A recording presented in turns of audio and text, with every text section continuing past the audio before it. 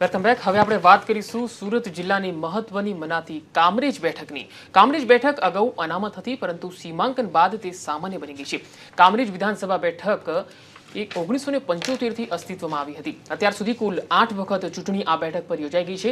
નવા સીમાંકન બાદ કુલ મતદારોની સંખ્યા સૌથી વધારે 3,04,621 થઈ ગઈ છે. જાણીશું કે કેવો રહ્યો છે અહીંનો રાજકીય ઇતિહાસ.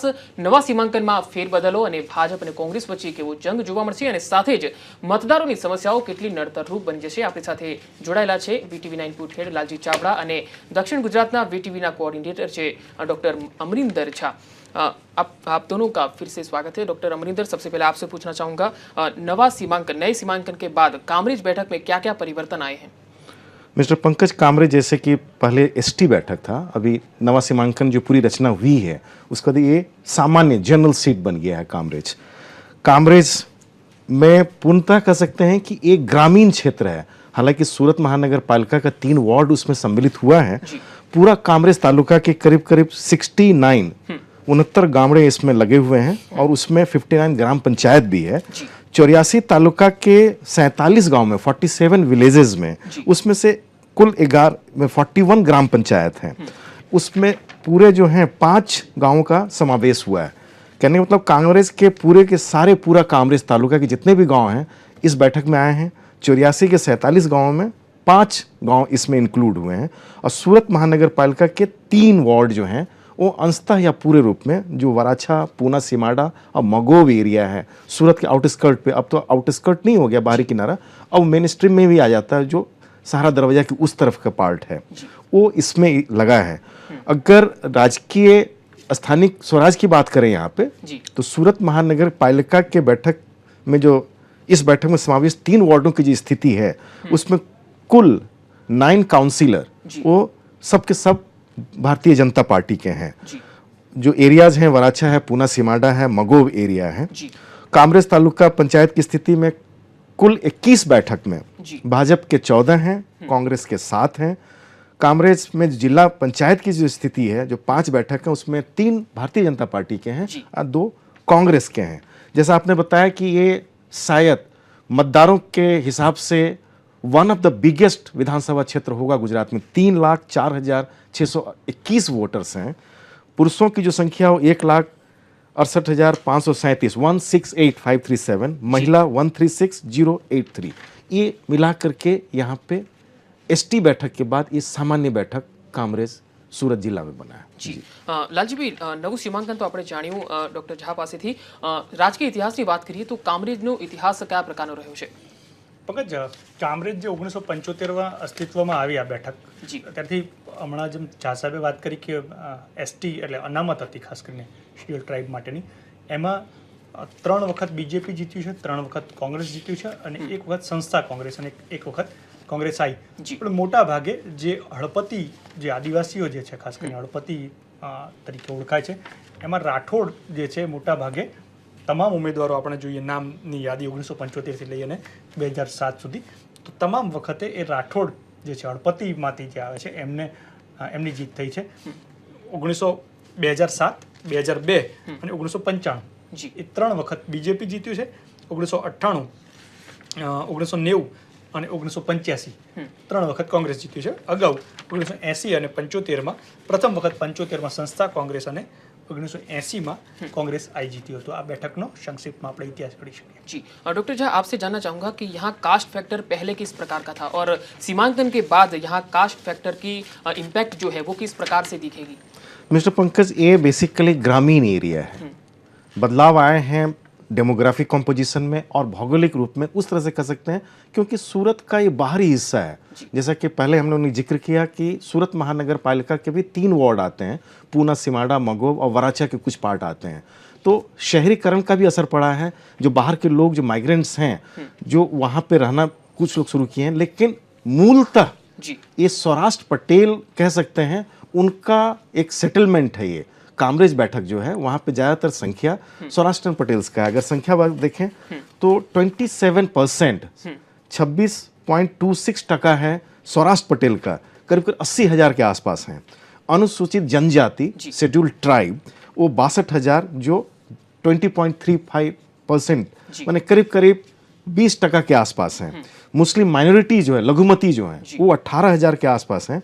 ओबीसी अदर बैकवर्ड कास्ट जो होते हैं वो 25,000। फिर जैसा मैंने कहा कि ये सूरत शहर से सटा हुआ कामरेज का बैठक विधानसभा क्षेत्र आता है, तो उत्तर भारतीय भी जो नॉर्थ इंडियंस जो वहाँ पे माइग्रेंट वर्कर या व्यवसाय के रूप में वहाँ पे आए, उनकी भी संख्या करीब करीब 10,000 है।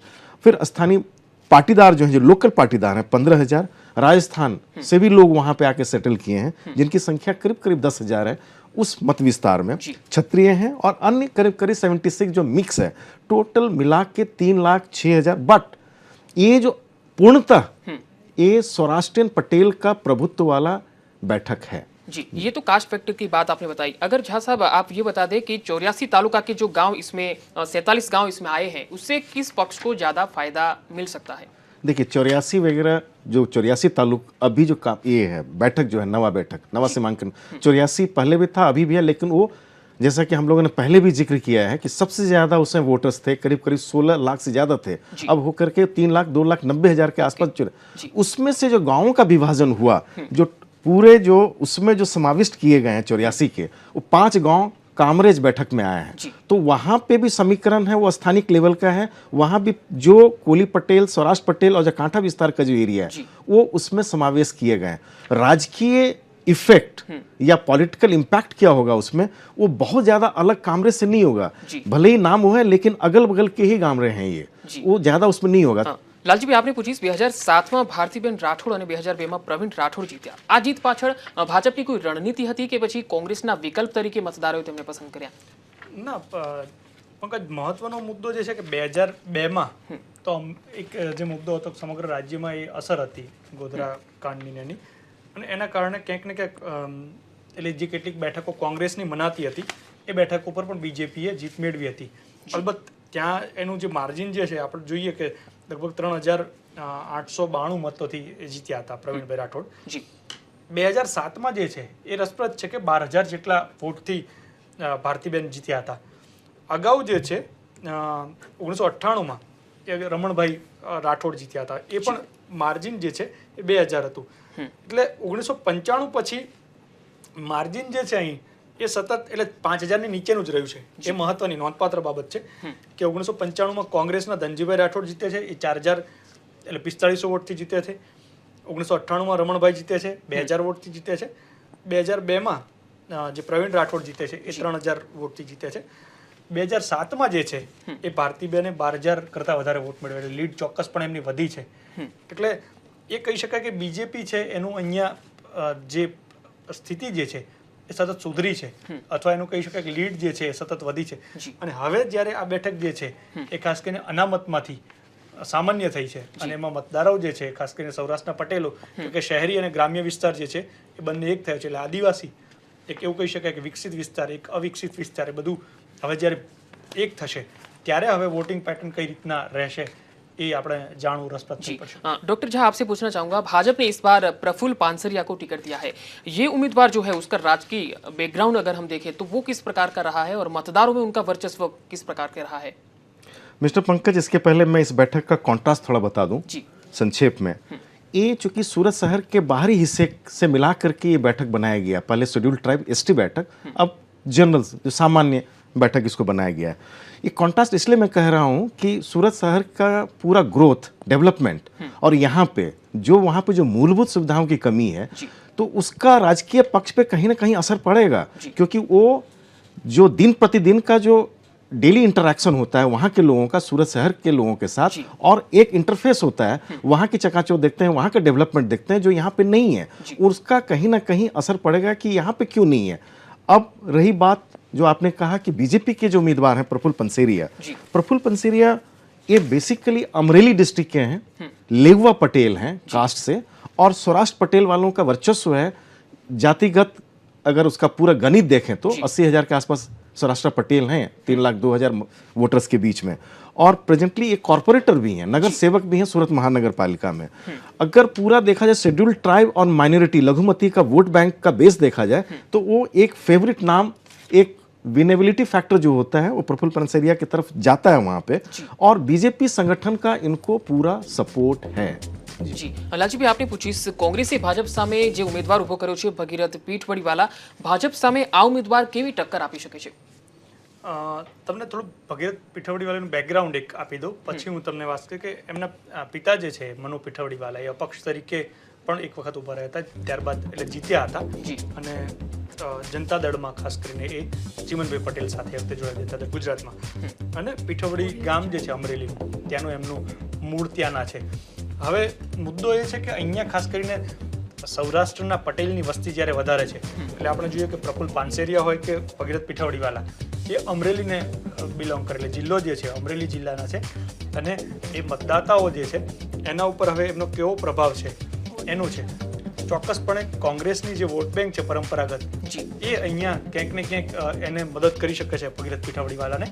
એટલે એમના માટે થોડું આસાન થઈ શકે છે, કારણ કે પટેલ મતદાતાઓ છે એ બીજેપી પ્રો બીજેપી આમ તો માનવામાં આવે છે, પરંતુ આ વખતે ખાસ કરીને જીપીપી ફેક્ટર 5મી ડિસેમ્બરે જે ત્યાં ખોડલધામ સમિતિ દ્વારા જે એક મિટિંગનું આયોજન કરવામાં આવ્યું છે, એટલે એવું માનવામાં આવી રહ્યું છે કે ત્યાં જે મેસેજ પાસ કરવામાં આવશે એની પટેલ મતદાતાઓ ઉપર અસર હશે એવું માનીને ચાલવામાં આવે અત્યારે.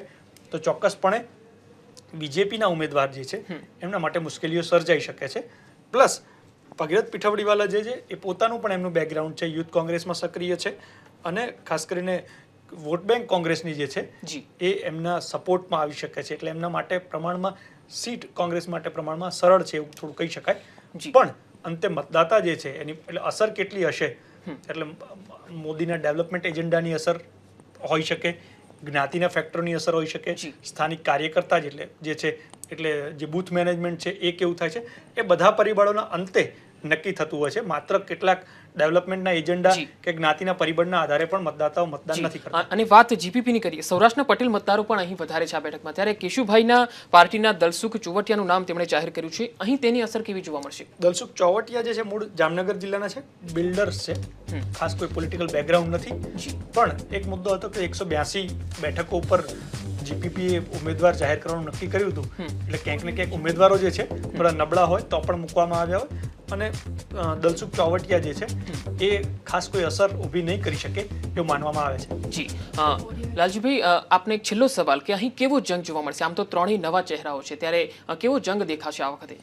પંકજ, આ બેઠક જે છે એસટીમાંથી જનરલ થઈ એક મહત્વનો મુદ્દો, સૌરાષ્ટ્રના પટેલો જે છે એનું વર્ચસ્વ વધ્યું છે. બીજો મુદ્દો આદિવાસીઓ હળપતિઓ જે છે ખાસ કરીને એ, અને શેડ્યુલ ટ્રાઇબ અને માઇનોરિટી એ બંનેના પણ મતદાતાઓ જે છે એનું પ્રમાણ વધારે છે. ત્યારે આ ચોક્કસપણે કોંગ્રેસ માટે વોટ બેંકની દ્રષ્ટિએ તમે જુઓ તો એ વધારે સેફ બેઠક માનવામાં આવે છે. પરંતુ આપણે દરેક જગ્યાએ જોયું છે કે 2002માં 2007માં જે બેઠક છે બીજેપી દ્વારા 12,000 જે મતથી જીત્યા હતા ભારતીબેન, ત્યારે હવે એ જોવાનું છે કે મતદાતાઓ જે છે એનો ઝુકાવ કઈ તરફ રહે છે. જી, આપણી પાસે સમયનો અભાવ છે એટલે અહીં ચટકીશું. લાલજીભાઈ ઓર ડોક્ટર ઝા, આપ બંને સ્ટુડિયોમાં આવ્યા અને આપના જે મંતવ્ય રજૂ કર્યા તે બદલ આપ બંનેનો ખૂબ ખૂબ આભાર. તો દર્શક મિત્રો, આજે આપણે વાત કરી ધોરાજી, જેતપુર જે રાજકોટની આ બે બેઠકો છે, અને સુરતની કામરેજ બેઠકની વાત કરી. આવતીકાલે એક નવી બેઠક સાથે ફરી મળીશું.